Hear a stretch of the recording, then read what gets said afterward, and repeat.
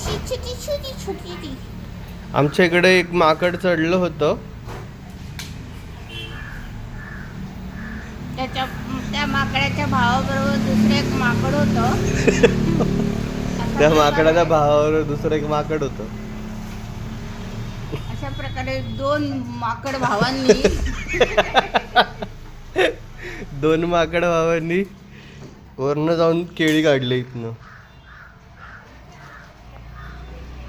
आता ते बहुतेक त्याचं वेफर होईल फार तर फार. नाही टिकतात ते. त्याला चुना लावला की सगळे पिवळे झमक पडतील माहितीये का. चुन्याचे केवढे पाहिजे त्याला फार पेटत असतं. लोकांना चुना लावला कीच अजून मजा आहे. हा. तुम्हाला चांगले चांगले उपयोग नाही माहिती काही. चुन्याचा धंदा आमचा वाढत चाललेला. चुन्याने लाकडं लावता येतात.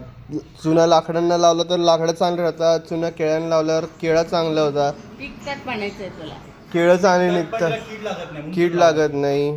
चुना माणसांना लावला तर आपला फायदा होतो.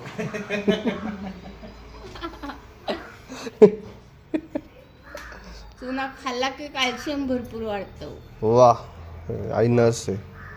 आई 10 दिवसामध्ये रिटायर होणार आहे. आई जावर थोडीशी लांब.